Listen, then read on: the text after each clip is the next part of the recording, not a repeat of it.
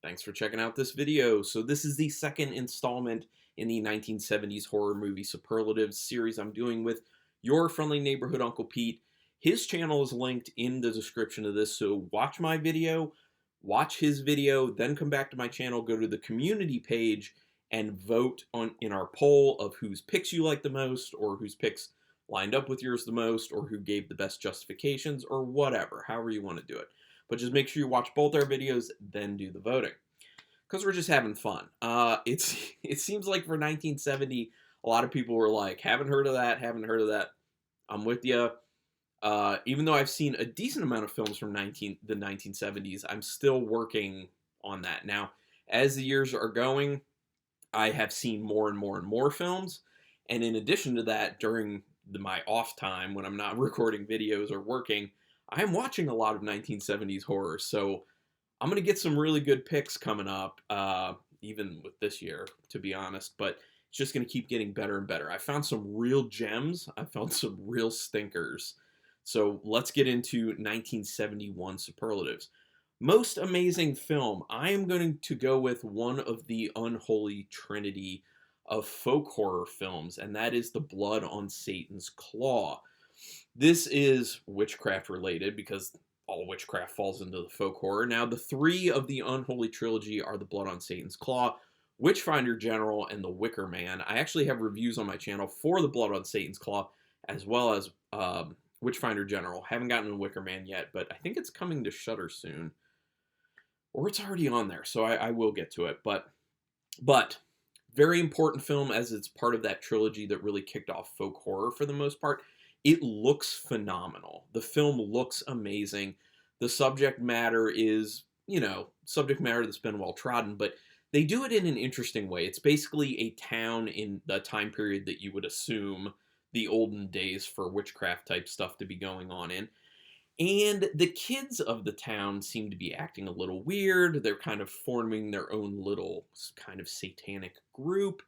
And it's about how they then interact with the community. Not in a great way, as you could assume, but shot really well, looks really great, has a lot of impact with the story, and the fact that it's kids involved in this makes it creepier and crazier, in my opinion. So, The Blood on Satan's Claw is my most amazing pick for 1971. The best so bad it's good film, I have to go with Octoman. Octoman, about a giant mutant octopus person who kills people. And he has like his little spawn that are like really small and kind of like skitter around, and they look terrible. This is an unbelievably so bad it's good film, so much so that it actually got the Riff Tracks treatment. If you're not familiar with Riff Tracks, it's the guys who used to do Mystery Science Theater 3000. They now do something called Riff Tracks, and they're still going. They're still doing funny jokes. Saw the Octoman version, hilarious. So if you want to check, I mean, it's hilarious on its own, but you add in the jokes. That's how I would prefer to watch it. It's even better that way. But there's some really odd choices in this film, including like at one point where they're showing like all these different. For some reason, they think that Octoman has like an insane amount of eyes, so they have like this lens where you're just seeing like a lot of like images of the same thing, and it's nuts. And there's a part where like he's like surrounded by a ring of fire that he could easily just like jump over, but he's like, ugh. The costume for the Octoman is so bad, it's so laughable. The acting is horrible, but in such an enjoyable way. Like, this film is so much fun, and then it's taken to that best so bad it's good level, next level, by the Riff Tracks folks. So Octoman, best so bad it's good film for 1971. My most WTF film, actually a film that I'll have a review coming out for either this coming weekend or the weekend after that, and that is Let's Scare Jessica to Death. Now, it's not a WTF film in the sense of, oh my gosh, there's so much like crazy stuff going on, which there is some kind of crazy stuff going on, but it's more of like a WTF in the sense of you can't figure out what's really going on with the film. That's by design, like that's intentional with the filmmaking.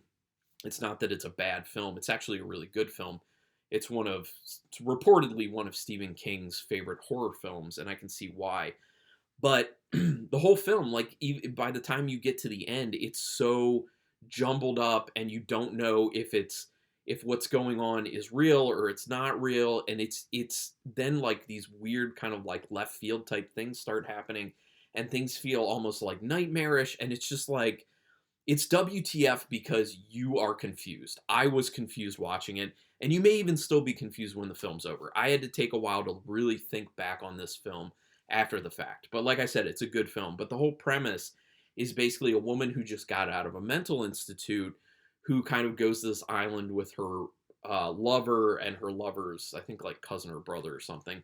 And they bought a house, an old house that what people seem to know about in town in a bad way, and the squatter woman is there for some reason, and they just decide to let her stay with them for some reason, and she starts to act a little weird, and all the people in town start to act a little weird, and there's really this thing of like, is the main character just perceiving things oddly? Is she having like a mental fracture again, or is she actually seeing this stuff? So it's very confusing, and there is no straight up resolution at the end of the film. It's very WTF for that reason, and there is some wacky stuff that does happen from time to time. But most WTF film in 1971, Let's Scare Jessica to Death, and I would recommend watching it if you haven't seen it.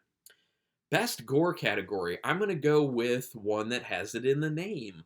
A Bay of Blood by Mario Bava. I love this film. It's so much fun. Great giallo film. It's a pretty unconventional giallo film in the sense of the killer. You'll know what I mean if you've seen it, or I don't want to say anything if you haven't, because you should definitely see A Bay of Blood. It's wonderful. It's not so much that all the kills are super gory. There is like a head lop off scene, which is a lot of fun in my opinion, and there are some other good like death scenes. But I picked it for best gore because the kills seem particularly brutal, and the brutality is really rooted in what's going on in the overall story. And you'll see what I mean if you actually watch the film, or you know what I mean if you've seen the film. Like the motive going on, it seems personal and very brutal. And for that reason, I felt like that kind of ups the feel of how bad and disturbing the kills are, in my opinion. Also, the very final kill in the film is like, I could see people saying that's a WTF moment, to be honest, because it is. And the first time I saw it, I was just like, what? Wait, what? Excuse me, what? Yeah, it was something. But best gore for 1971, A Bay of Blood. My next one is for most unique, and that's going to be the original Willard. Yes, there was an original Willard. It wasn't just Crispin Glover who was Willard. Very unique because it's literally about a kind of guy who doesn't really have a whole lot of friends. He's kind of in a very like under thumb relationship with his mother, where it reminds you maybe a little bit of like a young Norman Bates, maybe, where she's kind of like trying to control everything. Doesn't really have friends, very downtrodden at work as well. And he turns to befriending rats. He literally befriends rats that live at his house. And things get worse, things go more downhill, things devolve in his life. And eventually he gets to a point where the rats start killing people for him. It's really actually quite well done. It sounds like a stupid concept that wouldn't work, but it's shot really well. The script is really good, and you feel for the main character, even though he ends up kind of pushing some bad stuff or like exacting revenge in a bad way. So you really do feel conflicted. The script is extremely well done. The acting is really good too. And they did a really good job working with the rats. It's incorporated quite well. So I really enjoyed that film. I think it's a great film, and I think people should watch it. And it's super unique because of the subject matter, obviously, with someone befriending rats. So anyway, also his relationship with the rats is very interesting, how they pull that off. But that's why my most unique film for 71 is Willard.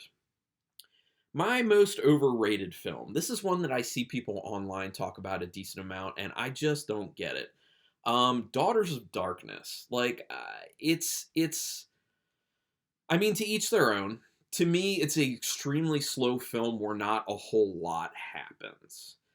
Yes, you get some stuff here and there, but for how long it is and how slow it moves, not into it. It's a vampire-related film, and I think maybe that's another thing that kind of adds to it, because I get vampired out kind of quick and easy, and unless the film's like super unique as far as vampires go, I'm not that interested. But you know, this is an older film, so I don't really fault it for, you know, being a vampire film in the early 70s because, you know, that was the thing.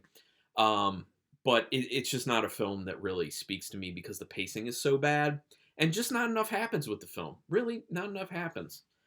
So that's why my pick for most overrated, Daughters of Darkness. Sorry, I know a lot of people love it. Now we come to the final category, which is the most underrated. And some people, if you know what films came out in 1971, you may be able to see this one coming. That is The Strange Vice of Mrs. Ward, which is a giallo film by Sergio Martino, starring my love, giallo-wise, Edwige Fenech. It is a wild ride of a film. It is really well done. The story twists like crazy at the end. There's not like one twist at the end of the film. It's like multiple twists at the end of the film, and it's just pure enjoyment. It is a pure enjoyment film. The vice that it talks about in The Strange Vice of Mrs. Ward has to do with sexual proclivity, which, you know, not a big surprise for a giallo film because giallo films dealt very heavily in sexual matters. So obviously there's nudity, there's some weird sex. Yes, very weird sex in this. If anyone's ever seen the film The Editor, which is a kind of a film that makes fun of, it's like a parody of giallo films while also paying homage to giallo films. It it literally ripped a scene directly from The Strange Vice of Mrs. Ward, which is probably the weirdest scene, and it has to do with people being a little bit aggressive with each other in a sexual manner out in the mud in the rain. Like, it is an odd scene. It's very early in the movie, so it's not really ruining anything, and it's not even really important to the movie, so there you go. But trust me, crazy awesome twists at the end of this film. Very enjoyable, very fun, especially if you like giallo. So that is why my pick for most underrated is The Strange Vice of Mrs. Ward.